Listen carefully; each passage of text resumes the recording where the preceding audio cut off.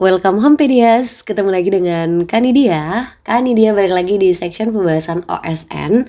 Dan kita mau ngelanjutin pembahasan OSNK Ekonomi SMA tahun 2022 yang alhamdulillah udah sampai di part terakhir insya Allah ya. Jadi mari kita langsung aja jawab soal nomor 40. Jika Bapak Suyatno membayar biaya listrik rumahnya sebesar 250.000 dengan menggunakan uang bengkel. Bahaya nih, uang bengkel Suyatno, maka kegiatan itu akan dicatat oleh bengkel Suyatno dengan apa? Ya baik, jadi Bapak Suyatno memang adalah pemilik bengkel, tetapi dia menghabiskan uang perusahaan untuk kepentingan pribadi, yaitu untuk bayarin biaya listrik rumahnya. Nah, di akuntansi kita punya akun yang mewakili hal ini yang kita sebut sebagai ya prive atau prive ya boleh ya. Nah, di sini kasusnya berarti ada penambahan prive, dan prive selalu bertambah di debit. Nah, di sini Bapak Suyatno mengambil duit 250.000 berarti dalam bentuk kas dong ya. Nah, berarti kas perusahaan berkurang dan kas kalau berkurang dicatatnya yes of course di kredit. So, jawabannya adalah prive bertambah di debit, kas berkurang di kredit, masing-masing 250.000. Jawabannya jelas banget yang bagian D ya. Ingat baik-baik teman-teman, prive nggak melulu harus cash ya, duit ya. Bisa juga dalam bentuk perlengkapan dan seterusnya. Misalnya Pak Suyatno mengambil oli, itu berarti dia prive tapi dalam bentuk perlengkapan kayak gitu. Jadi nggak harus dalam bentuk cash. Oke, move on to the next question. Bapak Adi sebagai pemilik perusahaan Adi Makmur melakukan pembelian aset tetap berupa mesin. Oke, dia beli harta tetap dalam bentuk mesin dan katanya biaya yang dikeluarkan adalah ya kita lihat apa aja biaya-biayanya.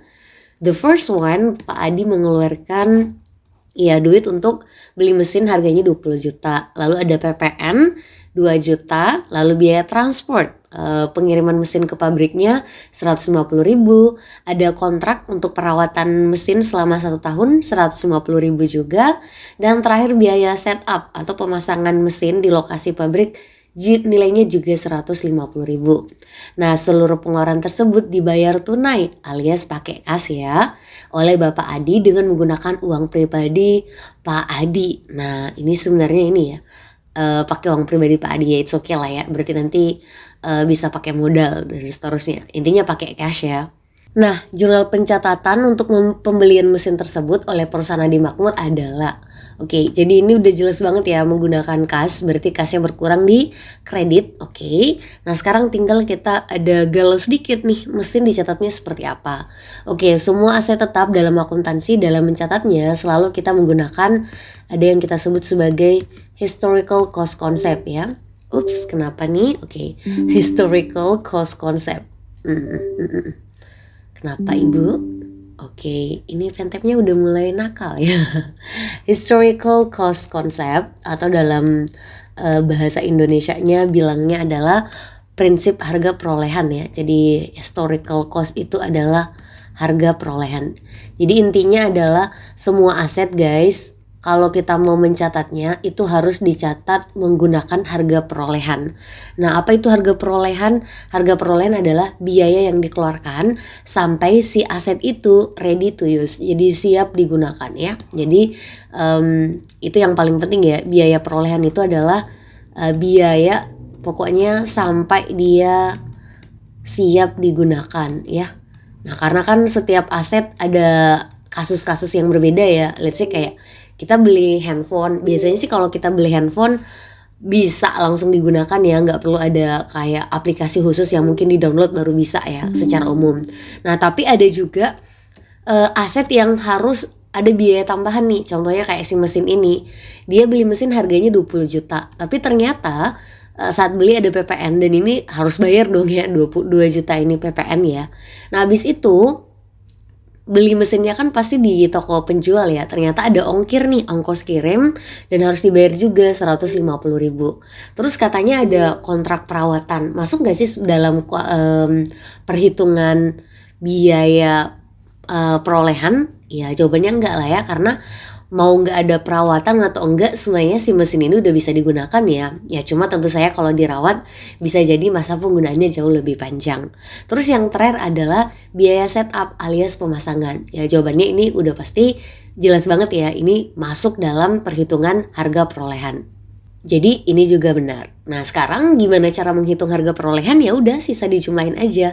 20 tambah 2 juta 22 juta, 150 tambah 150 300. Jadi 22 juta 300. Ya karena kita membeli berarti mesin kita bertambah di debit. Karena kita membayarnya secara tunai berarti kas kredit. Jadi jawabannya udah jelas banget sih yang C. Kayak gitu. Oke, semoga bisa dipahami. Next, nomor 42, perusahaan dagang Amira berhasil menjual satu unit barang dagang dengan harga 20 juta rupiah. Setelah transaksi tersebut, perusahaan dagang Amira memiliki 2 unit barang serupa dengan harga perolehan 10 juta per unitnya. Nah, dari informasi tersebut, maka perusahaan Amira itu memiliki apa? Oke, kalau seperti ini nggak bisa ada banyak jawaban ya, jadi langsung dilihat aja opsinya mau apa. Oke, jadi opsinya secara umum mau tahu penjualannya berapa, beginning inventory, persediaan awalnya berapa, dan terus adalah beban pokok penjualan ya. Atau biasanya disebut juga harga pokok penjualan. Nah, di sini kita dikasih tahu guys ya, tadi si Amira berhasil menjual satu unit, harganya 20 juta. Ya, berarti berapa penjualannya? Ya udah jelas banget. Karena cuma satu dan harganya 20 juta, penjualannya 20 juta. Dan pilihan jawaban juga pilihannya semua 20 juta. Jadi ya nggak membantu sih untuk bisa jawab soalnya ya. Nah terus katanya setelah transaksi dia sisa punya 2. Nah berarti kalau yang ditanyain persediaan awal itu berapa dong? Ya jawabannya kan setelah transaksi kita punya 2. Padahal tadi kita berhasil menjual 1. Berarti di awal itu berapa dong? Ya berarti di awal kita punya 3 kan ya, ini logika sederhana aja ya. Kita punya 3, jual 1, ya sisa 2. Nah 3 ini harus kita rupiahkan. Katanya 2 itu masing-masing 10 juta. Berarti kalau yang 1 itu juga karena nggak ada informasi detail, berarti juga 10 juta kan. Ya udah 3 kali 10 juta dapatnya berapa? 30 juta. Jadi beginning inventory atau persediaan awal adalah 30 juta. Oke, ini udah pasti salah, udah pasti salah, udah pasti salah. Jadi mengerucut ke B atau yang E. Terus yang ditanyain adalah beban pokok penjualan. Mungkin bahasa paling kasar dari beban pokok penjualan itu adalah sebenarnya berapa uang kita yang keluar atau modal kita yang keluar untuk barang yang terjual itu. Oke. Nah, sekali lagi yang terjual berapa? Cuma 1 unit. Jadi kita cukup tahu, mau cari tahu berapa sih duit kita, modal kita yang keluar untuk menjual si 1 unit itu. Nah, biasanya kalau yang versi lengkap kan ada tuh ongkos kirim, ada kalau di perhitungan HPP apalagi tuh beban angkut ya kan, terus ada retur dan potongan. Tapi karena informasinya cukup sederhana, jadi ya kita udah bisa langsung bilang aja, berarti modalnya ini ya cukup sebatas waktu kita mau membeli barang ini. Dan tadi kita udah sepakat ya, harganya tadi adalah 10 juta walaupun dijual 20 juta. Jadi beban pokoknya ya cuma 10 juta karena yang terjual cuma 1 aja. So, udah jelas banget harusnya jawabannya yang E. Kayak gitu. Oke, semoga bisa dipahami. Next, ini kita mau habisin semuanya ya. Oke, nomor 43 ternyata di bawah ya. Ada perusahaan jasa laundry Andini. Di sini ada buku besar akun perlengkapan. Jadi ada supplies account di sini, ledgernya supplies ya. Dia awalnya nggak punya saldo awal. Oke, nggak ada apa-apa di awal Desember ya. Tapi di tanggal 2 mereka beli, tanggal 20 beli lagi. Setelah 2 kali beli, total perlengkapan yang ada adalah 12 juta. Nah setelah di akhir, ternyata total perlengkapan yang ada sisa 1 juta. Ini yang ada ya, ini yang tersisa. Nah berarti kita bisa bilang angka 11 juta ini apa? Ya ini adalah yang terpakai ya kan, kayak gitu. Nah yang ditanya adalah apa sih jurnal penyesuaiannya? Ya ini kan dia pakai akun perlengkapan ya guys ya. Nanti akan dia taruh linknya gimana cara buat jurnal penyesuaian kalau dia untuk akun supplies, karena supplies itu ada 2 kemungkinan jawaban sih. Tapi karena di sini pakai supplies to, berarti ini pasti pendekatan neraca atau pendekatan harta waktu awal dibuat. Nah, kalau pendekatan neraca atau harta, ini udah jelas banget jurnal penyesuaiannya cukup sederhana. Yang di bagian debit harus kita isi dengan beban perlengkapan, supplies expense. Terus yang bagian kredit kita isi dengan si perlengkapan. Ya, bedanya cuma ini. Terus untuk nilai di debit dan kredit nilainya sama, kalian gunakan angka yang terpakai. Dan tadi kita udah sepakat bilangnya bahwa iya masing-masing nilainya adalah 11 juta ya, karena ini adalah nilai yang terpakai. Ya udah, cari jawabannya. Pemakaian perlengkapannya 11 juta, bener banget, sehingga jurnal yang dibuat debit beban perlengkapan, kredit perlengkapan senilai nilai tersebut atau nilai yang terpakai. Ya udah bener pakai banget, jadi harusnya mudah ya, ini mudah kok, nggak susah sama sekali. Next, number 44.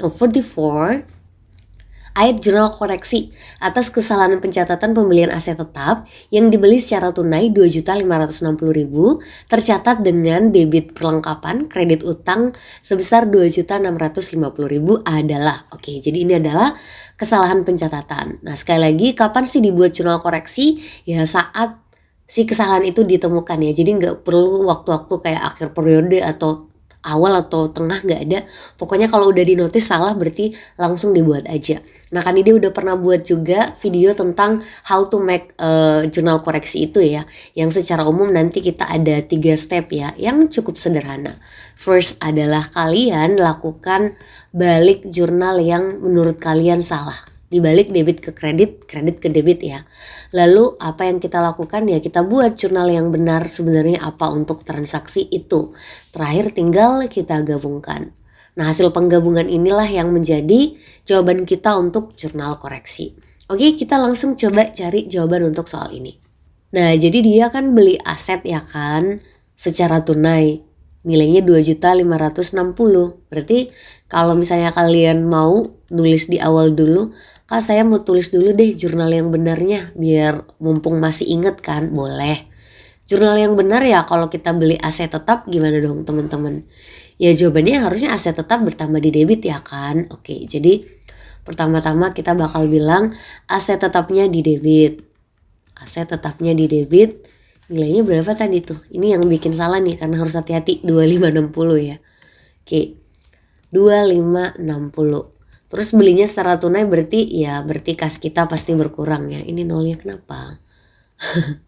Berarti kas kita berkurang dan pasti di kredit dong. Nilainya juga harusnya sama. Ya iyalah, nggak mungkin ada perbedaan. Nah terus emang salahnya gimana? Ternyata dicatatnya perlengkapan debit, utang, kredit. Oke, akunnya salah dan nilainya juga salah. Oke, kita tulis dulu deh. Jadi ini kesalahan yang terlalu berlebihan ya. Jurnal salah. Mulai dia menulis akunnya perlengkapan lah di debit, lalu utang lah di kredit, itu udah salah akun ya kan. Nggak cuma sampai situ aja salahnya juga sampai ke nominalnya kebalik nih, 2650 ya, harusnya 2560. Ini emang potensi salahnya bener ya, besar ya, apalagi kalau membuat jurnalnya manual. Jadi emang harus hati-hati banget. Nah, kita udah tahu jurnal yang benar yang salah, kita ikuti step yang dari atas ya. So first step adalah apa nih? First stepnya adalah kita balik jurnal yang salah. Kita udah tahu jurnal yang salah itu yang ini kan. Nah, kita balik. Cara dibaliknya gimana Kak? Iya, dibalik, literally dibalik. Yang debit ditaruh ke kredit kayak gini. Kan angkanya gak masalah ya, ngikut aja. Kayak gini. Terus perlengkapan berarti yang jadi sisi kreditnya gitu. 2650 masih mudah lah ya. Second one, third stepnya adalah kita buat jurnal yang benar. Udah ada, jadi langsung aja kita tulis di situ. Aset tetap mestinya adalah 2560. Jangan sampai kita yang menganalisis juga salah, gawat ya. Terus harusnya ditemenin sama si kas di kredit 2560. Oke deh, seperti ini. Nah, terakhir step pamungkas kita adalah kita combine it. Jadi kita combine keduanya ya. Nah biasanya kalau di combine ini ya, kalau dia ada debit dan debit dijumlahin aja. Kalau debit dan kredit ya udah diselisihin. Tapi ini bagus. Soalnya enak, ini nggak ada akun yang mirip kan. Keempat-empatnya semuanya beda. Ya udah digabung aja. Jadi tulis dulu semua yang ada di debit. Jadi mulai dari aset tetap dengan nilai yang udah kita tulis 2560. Terus masih ada debit, utang, ya kayak gini ya. Utang nilainya juga ikuti standar ini ya yang di atas ya. 2650. Terus kreditnya ya kita juga punya 2, kas dengan perlengkapan. Urutnya kita berdasarkan likuiditas ya. Jadi kas dulu 2560. Habis itu terakhir tinggal perlengkapan. Masih debit juga, kredit juga ya. Nilainya ya 2650. standar jurnal itu bisa dikatakan benar atau salah satunya adalah jumlah debit dan kreditnya sama. Ini udah jelas pasti sama, dan ini udah jawaban paling benar. So according to this, kita mau cari jawabannya mana nih kok di sini ya. Aset tetap 2560, utang 2650, kas dan seterusnya ya. Jawabannya udah jelas banget yang C, cinta. Oke, mudah kok ya. Oke, number 45. Perusahaan membuat tempat parkir dan taman pada tanah yang terletak di belakang gedung kantor perusahaan. Nah, atas biaya pembangunan tersebut, maka perlakuan akuntansinya adalah dicatat sebagai apa? Oke, jadi perusahaan bikin apa? Ya, tempat parkir dan taman. Ini adalah kita bisa bilang kan masuk kategori aset ya, aset yang tetap. Kenapa tetap? Ya karena penggunaannya lebih dari 1 tahun. Kan gak mungkin kita bikin taman parkir baru juga 3 bulan udah rusak ya kali. Ya jadi ada aset tetap. Nah aset tetapnya itu bernilai berapa ya sesuai dengan biaya pembangunannya kayak gitu. Ya jadi aset tetap sebesar biaya pembangunan, dan karena dia aset tetap of course dia akan ada penyusutan atau bahasa lainnya adalah depresiasi. Gitu. Jadi udah cukup jelas sih, harusnya yang B. Oke, cukup jelas. Next biar nggak kepanjangan. Oke, number 46, kurva yang digunakan sebagai alat analisis dalam menjelaskan posisi kepuasan konsumen. Oke, kepuasan konsumen itu terjadi saat, ya jelas banget, budget line dan indifference curve itu bersinggungan. Jadi jawabannya 2 dan 4 yang C. Kalau 1 dan 3 boleh bersinggungan juga ya enggak Kak? Boleh, tapi itu jadinya punyanya si produsen. Dia keseimbangan produsen. Jadi beda ya. Gitu. Yang penasaran pokoknya nanti boleh main ke video Kanidia, udah jelas banget sih tentang keseimbangan produsen dan konsumen. Udah insya Allah udah lengkap. Next, number 47. Suppose we have a demand function Q equals to 300 minus 2P plus 4PO plus 2Y, and supply function Q equals to 3P minus 50, where Q is the quantity of good, P is the price of the good, PO is the price of another good, and Y is income. Y is fixed as 100. If the initial value and current value of prices are 20 and 30 respectively, define which of the following statements is or are true, blah blah blah. Nah, jadi kita artiin dulu. Anggaplah kita punya fungsi permintaan Q sama dengan 300 min 2P plus 4PO dan 2Y. Kok aneh Kak? Oke, jadi ini tuh namanya kalau di ekonomi ini adalah Marshallian demand function. Jadi punyanya Marshall yang mengatakan bahwa kalau kamu mau membeli suatu barang, itu nggak cuma price dari barang itu sendiri, Besti. Ada banyak indikator yang berpengaruh. Kalau contoh di soal ini ada 2 tambahan lagi nih, price of other good. Karena di sini positif, berarti ini adalah barang substitusi dari barang itu. Contohnya apa Kak yang substitusi? Contohnya kemarin kalau kita sering pakai, let's say kayak pensil dan pulpen, saling menggantikan kan. Oke, terus Y itu adalah income. Jadi kata Marshall ada banyak faktor yang bisa menentukan kamu mau meminta suatu barang. And then kita punya fungsi supply. Ini sederhana aja sama pada umumnya. Q adalah kuantitas yang dibeli, harganya adalah P, lalu PO adalah harga barang lain, dan Y adalah income. Terus kita dikasih tahu kalau Y itu tetap nilainya 100 kapanpun dan dimanapun gitu. Nah, kalau misalnya initial value, nilai di awal, dan nilai sekarang dari prices, nah ini pricesnya itu refer ke prices of other ya. Itu katanya ada 20 dan 30 masing-masing. Oke, jadi walaupun kita gak dikasih tahu lebih detail, kita udah harus tahu ya. Jadi PO yang pertama itu adalah 20 ya. Terus PO yang kedua ya udah berarti berapa? Oke. Tolong pentep kerjasamanya 30 ya. Jadi harga other good-nya 2 kali ya, ada 20 dan 30. Yang mana sih statement di bawah ini yang benar? Oke, kalau mau nyari initial equilibrium price dan initial equilibrium quantity, kita samain aja sih dengan konsep equilibrium yang kita udah tahu banget ya, QD sama dengan QS. Nah, tetapi di sini agak sedikit berbeda dengan pada umumnya. Kita harus memsimplify ya, membuat lebih sederhana si fungsi QD dulu biar nggak terlalu rempong. Nah, ini akan ada 2 kondisi ya, initial dan current-nya ya. Jadi di awal dan yang sekarang. Nah, kita mulai dulu dari QD ya, ini pasti 300 min 2P plus 4PO plus 2Y. Nah habis itu kita substitusi dulu nih data yang kita punya. PO tadi kita dikasih tahu nilainya 20 di awal, Y itu 100 selalu dan kapanpun ya. So kalau kita buat lebih sederhana nanti dapatnya ini 300, ini ya min 2P, terus ini 80, terus ini 200 kayak gitu. Nah selanjutnya tinggal kita buat sederhana lagi, 200 tambah 80, 300 tambah 80, 380 tambah 200 jadi 580 dikurang 2P kayak gitu. Oke, udah selesai dan sekarang kita tinggal samain QD dengan QS. QD function kita adalah 580 min 2P, sementara QS kita sederhana aja tadi ya, 3P min 50. Ya udah dikasih kayak gini. 3P min 50 disatukan yang sejenis nanti dapatnya 630 yang ini ya, terus ini ya 5P. Ini mudah kok ya. Habis itu dapat P, kalian tinggal bagi nanti dapatnya 126. Oke, ini adalah price initial, jadi price yang awal. Kalau mau nyari quantity equilibrium yang awal ya udah kalian substitute aja ke salah satu fungsi, boleh QD boleh QS. Kan dia mau pakai yang mana ya biar enak ya.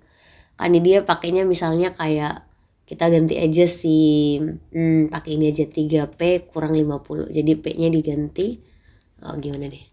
P-nya diganti jadi langsung dikali 126 ya dikurang 50. Nah, nanti bakal dapat angkanya sebesar berapa, teman-teman? Iya, 328. Kayak gitu. Nah, dari sini sebenarnya kita gak ada ketemu jawabannya ya. Initial equilibrium price ini katanya 46, harusnya 126 besti. Terus kuantitinya juga nggak ada. Nah jadi nggak ketemu sih menurut Kanidia soal yang ini nggak ada jawabannya. Nah nanti kalau misalnya kalian mau nyari yang current yang sedang berlangsung, kalian lakukan hal yang sama aja. Nanti tinggal ganti aja si PO-nya jadi 30 kan, Y-nya tetap 100 kayak gitu. Nanti Kanidia tulis aja langsung jawabannya, kalian boleh hitung sendiri ya karena kepanjangan soalnya nanti ya. Price yang ini current condition ya yang sekarang berlaku ya. Tadi kan initial di awal tuh. Price yang current itu adalah 134, jadi harganya naik guys. Terus kuantitinya nilainya adalah 352. Ups, ya Allah, apa nih? 352. Jadi ada perbedaan. Kalau disuruh persentase, price-nya naik increase by 6.34 kalau nggak salah hitung ya. Terus Q-nya juga naik sebesar 7,31%. Kurang lebih kayak gitu. Ya, nanti kalian boleh hitung sendiri. Intinya sih kayak gitu konsepnya. Jadi nggak usah heboh kalau misalnya besok ketemu soal yang kayak gini. Nggak bakalan ganti kok fungsi keseimbangannya hanya gara-gara fungsi demand-nya sedikit unik ya kayak gitu. Okay, number 48. A producer produce furniture. He uses labor and capital as inputs. The more the input used, the more the output produced and the larger the total income he gained. However, additional outputs either gained from additional capital or labor tends to reduce.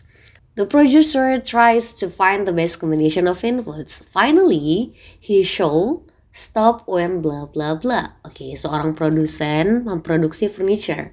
Katanya dia menggunakan 2 input ya guys. Ada labor, orang, manusia, dan capital, mesin, dan seterusnya sebagai input. Semakin banyak input yang digunakan, semakin banyak output yang dihasilkan. Ya make sense banget dong. Dan juga semakin tinggi total income yang dia dapat, of course. Tetapi penambahan outputnya yang dia dapatkan karena penambahan capital atau labor itu menjadi semakin berkurang. Jadi marginal produknya kok makin kesini makin kurang ya. Nah, katanya sih si produser pengen mencari apa sih kombinasi yang terbaik untuk menggunakan capital berapa unit, labor berapa orang, biar nggak rugi si produsernya ini gitu. Nah pada akhirnya dia harus berhenti berproduksi kapan? Oke, ini karena kita pakai 2 output, ini udah jelas banget sih ya. Kita berarti mainnya di keseimbangan produsen yang pakai ada isoquant dan isocost. Jadi ya ini jelas banget sih saat slope dari isoquant dan isocost sama, atau bisa kita bilang MPL per MPK equals to sama dengan si wage per rent ya. Kayak gitu. Kebalik gak sih MPL? Iya benar, udah benar ya. MPL per MPK. Kalau mau dibalik juga boleh, nanti dengan sulap matematika ini MPL sama aja sih, soalnya juga sama. Jadi langsung ini aja ya. Jadi ini MPL-MPK adalah mewakili slope dari isoquant, W per R adalah slope dari isocos. Jadi harus berproduksi sampai di kondisi ini, nanti dapat Q star. Oke, stop di situ. Kalau udah lewat jangan, itu malah merugikan. Kenapa? Ya karena orangnya kalau ditambah terlalu banyak malah gosip gitu, atau capitalnya malah jadi kayak nggak prima lagi karena terlalu apa ya istilahnya, mungkin terlalu banyak penggunaannya. Jadi ya mesinnya mungkin udah udah protes duluan ya, jangan gunakan saya terlalu banyak gitu ya. Oke, 2 nomor terakhir, semangat. Pendapatan nasional suatu negara akan meningkat apabila katanya ada konsumsi dan seterusnya. Ini tuh paling bener jawabannya, kita pakai yang ini guys ya. Oke, kan ini dia, tulis dulu. Y kurang teks ditambah TR ditambah I ditambah G ditambah X dikurang M. Oke, biasanya kita cuma dapat CIGXM ya. Benar, itu tidak salah, tapi kalau kita mau apa istilahnya, membreakdown, mengelaborate lebih jauh lagi nih hasilnya ya. Jadi ada T di sini teks, dan ini adalah TR transfer payment, ini TX boleh. Nah, jadi kalau mau nyari pendapatan nasional meningkat, si Y yang ini itu gimana? Apakah konsumsi naikkan? Ya of course. Di sini kita lihat C-nya nilainya positif. Jadi C naik, Y juga naik. Investasi di sini juga I-nya positif, I naik, Y naik. Penerimaan dari ekspor, of course, X naik, Y juga naik karena positif. Penerimaan pajak itu TX, di sini dia minus. So kalau pajaknya meningkat, yang ada malah national income tend to reduce ya, decrease, jadi berkurang. Jadi tak boleh lah kita pilih point 4. So jawabannya mestilah yang point 1, 2, 3 aja. Kalau kata Upin Ipin, mestilah jawabannya bagian A. Betul. Oke. Last question untuk soal OSNK tahun kemarin. Menurut John Maynard Keynes, orang membutuhkan duit cash money itu karena motif apa? Ya udah jelas banget. Ada 3 motifs ya guys. Transaksi yang ini fungsinya sangat dipengaruhi oleh Y, yang positifnya korelasinya positif ya, semakin banyak pendapatan, motif untuk transaksi semakin tinggi. Transaksi jaga-jaga pun seperti itu dipengaruhi oleh Y dan korelasinya positif.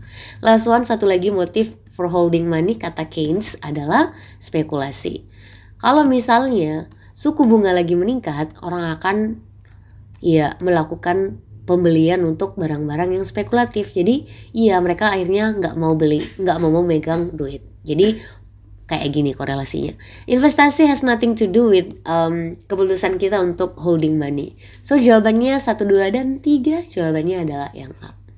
Alhamdulillah, panjang banget video malam ini. Ya udah nggak apa-apa ya. Ini kan dia doain yang terbaik buat kalian di tanggal 5 nanti. Semoga yang terbaik dan semoga bisa jadi medalis tahun ini. Amin. Kalau bisa ya mewakili Indonesia untuk ikut IEO di manapun negara yang terpilih sebagai host ya. Kanidia berdoa yang terbaik untuk kalian dan doakan Kanidia juga semoga hal-hal yang menjadi tujuan Kanidia bisa dimudahkan. Amin. Dalam hal ini mau sekolah lagi. Amin ya, semoga tahun ini ada rezeki untuk sekolah. Oke, thank you teman-teman udah nonton. Boleh di-share ke teman-teman kalian pejuang medali tahun ini. Thank you semua, sehat selalu dan jangan lupa bersyukur. Alhamdulillah. Sampai jumpa di video Kanidia yang lain. Assalamualaikum.